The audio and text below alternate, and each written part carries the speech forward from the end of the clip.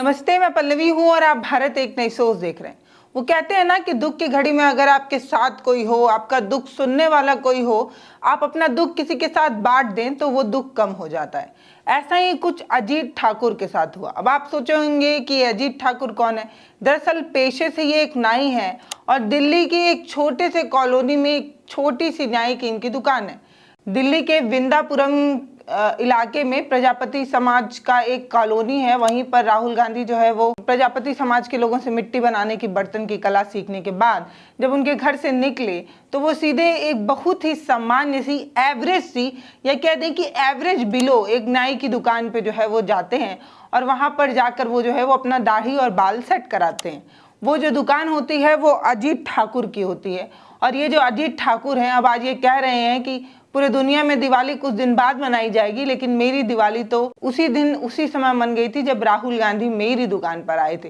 वो ये कहते हैं कि जब राहुल गांधी मेरी दुकान पर आते हैं तो पहले तो मैं खुद ही सकबका जाता हूँ कि इतने बड़े राजनेता की सेवा हम कैसे कर सकते हैं या उनके लिए हम दाढ़ी कैसे बना सकते हैं, क्योंकि हमारे पास तो उस तरीके की सुविधाएं नहीं है, हमारे पास वो सारे टूल्स नहीं है जिसके माध्यम से मैं उनकी दाढ़ी सेट कर पाऊँ। तो पहले तो मैंने उन्हें मना किया, लेकिन बाद में उन्होंने कहा कि आपके पास जो है वही जो है आप उसी से मेरा दाढ़ी सेट कर दीजिए। राहुल गांधी ने ये बात कही अजीत से। फिर अजीत जो है वो ये कहते हैं कि वो तो ठीक है पर हमारे पास आपके लायक साफ सुथरा तौलिया भी नहीं है।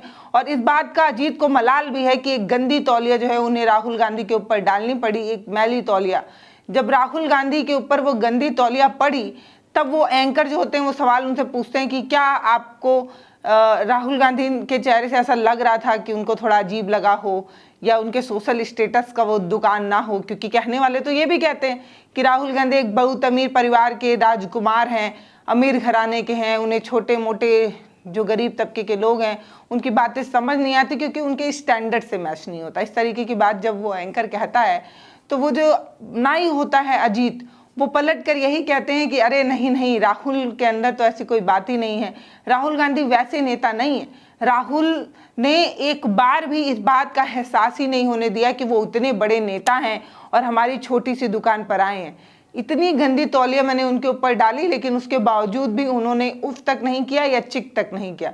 बड़ी मुस्कुराहट के साथ फुल सपोर्ट के साथ उन्होंने जो है वो दाढ़ी जो है वो सेट कराई। इस तरीके की चीज़ें अजीत ने कही और कहा कि बड़े सौभाग्य की बात है कि इतना बड़ा राजनेता जो है वो अचानक से मेरी दुकान पर आता। अगर पहले से प्री प्लान रहा होता तो चीज़ें पहले से सुधरी हुई मिलती, तौलिया साफ सुथरी मिल गई होती, लेकिन मुझे तो पता ही नहीं था कि कब अयोध्या में राम आ जाएंगे और कब जो है इस मेरी छोटी सी दुकान पर राहुल गांधी पधार जाएंगे। इस तरीके की बात वो कहते हैं और कहते हैं मेरी दिवाली तो भैया मन गई। ये कहते हुए वो जो नाई होते हैं अजीत ठाकुर वो भावुक भी हो जाते हैं और इनकी आंखों से आंसू भी निकलने लगता है। वो इसलिए क्योंकि इनकी महज कमाई जो है वो 10 से 15 हज़ार रुपये है, जिसमें से वो दुकान जिस पर उनकी नाई की दुकान है उसका रेंट और जिस मकान में वो रहते हैं उसका रेंट, दोनों का रेंट मिलाकर 10 हज़ार रुपये तो रेंट पर ही चला जाता है। कुल मिलाकर बचता है 5 से 6 हज़ार रुपये और उस 5 से 6 हज़ार में उन्हें अपना परिवार चलाना होता है, राशन लाना होता है, बच्चों को पढ़ाना होता है और जो बड़ी मुश्किल से हो पाता है। यही बात अजीत ठाकुर के दुख का सबसे बड़ा कारण था या ये कह दें कि मलाल था। और यही बात वो राहुल गांधी से कहते हैं कि महंगाई बहुत ज़्यादा हो गई है। आपकी सरकार जब रहा करती थी यानी कि कांग्रेस की, तब हम लोग ज़्यादा खुश रहा करते थे, लेकिन अब महंगाई इतनी ज़्यादा हो गई है कि जिंदगी चलाना और परिवार चलाने में बड़ी दिक्कत आ रही है। सारी बात जो है वो बड़ी सामान्य सी बातचीत, छोटी सी बातचीत होती इन दोनों के बीच में नजर आती है, यानी कि राहुल गांधी और अजीत ठाकुर के बीच।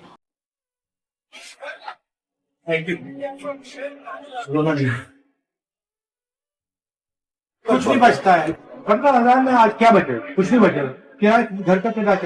घर का किराया 2,500 रुपये, 2,500 रुपये बिल्कुल मिलते हैं तो किराया चले जाते हैं। और वाइफ भी है? वाइफ भी है, वो 8 की मिलते हैं।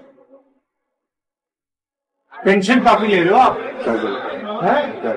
हमारे पास एक महीने में 15,000 रुपये का होता है, दुकान किराए का, कमरा किराए का। जब पहले आए थे क्या कुछ थे? अरे जब आए थे तो थे आगे भविष्य हमारा काम काफी से मेहनत करेंगे, लेकिन ये कहीं रह गया। आपके राज में बहुत कुछ सुकून था कांग्रेस के राज।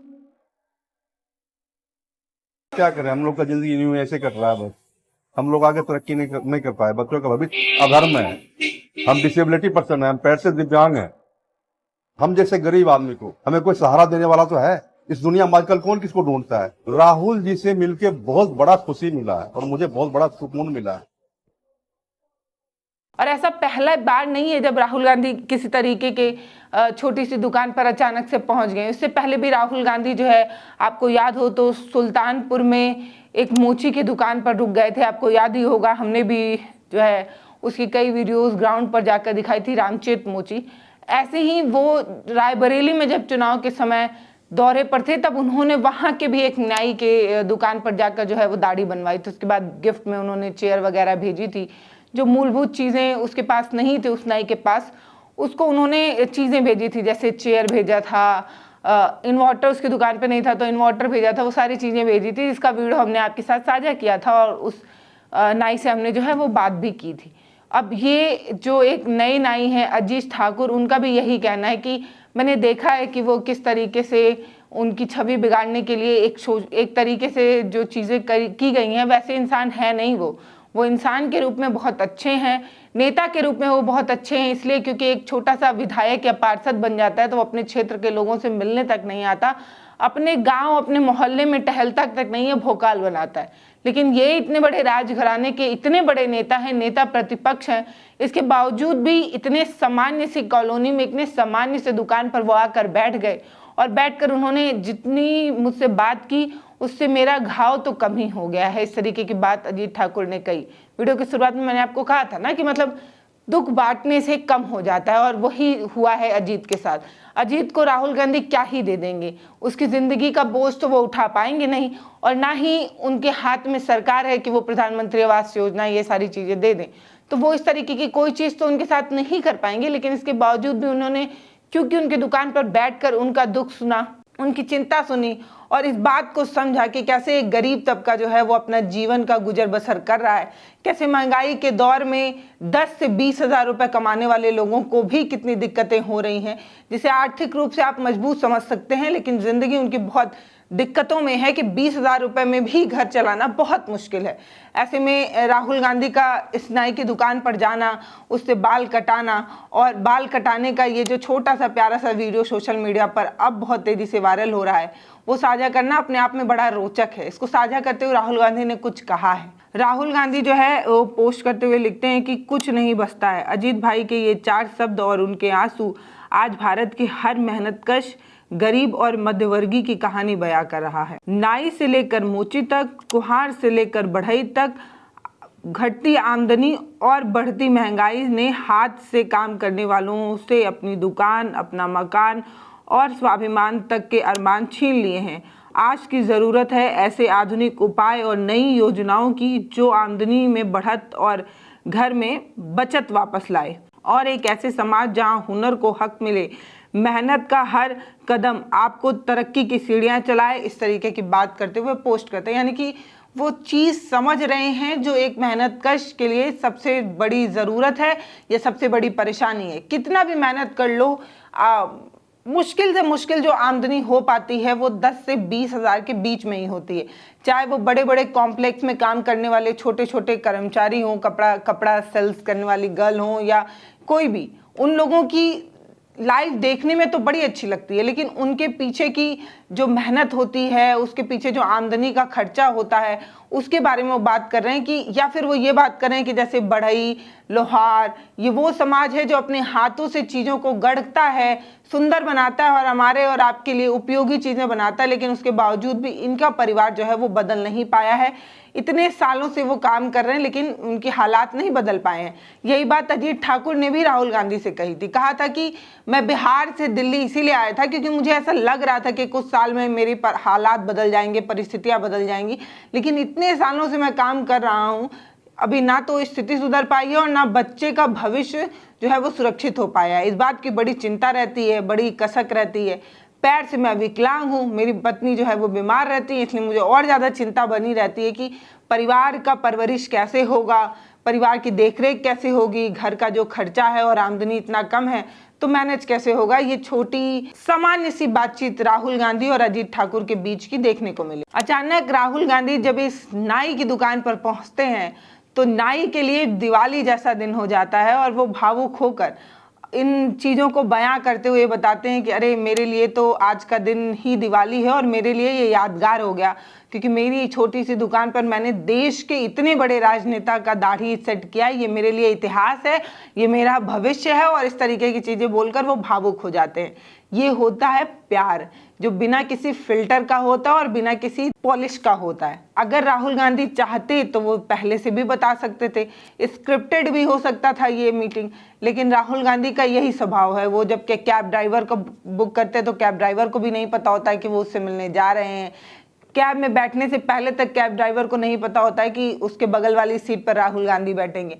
उनके परिवार वालों से मिलना हो या रामचेत मोची से मिलना हो, ये वो काम जो लगातार वो समाज के सबसे पीछे पावदान में बैठे लोगों से मिलकर, उनके कंधे से कंधा मिलाकर चलकर ये बात साबित करने की कोशिश कर रहे हैं कि जो उनके ऊपर मोहर लगा दिया गया था, जो एक छवि उनकी बना दी गई थी कि वो राजघराने में पैदा हुए हैं, राजनीति उनको जो है वो पुश्तैनी मिली हुई है, चांदी का चम्मच लेकर पैदा हुए हैं, वो गरीबों को कहाँ समझ पाएंगे, क्योंकि उनका सोशल स्टेटस ही ऐसा है कि वो गरीबी नहीं समझ सकते, वो भारत के जो हालात हैं उसको नहीं समझ सकते।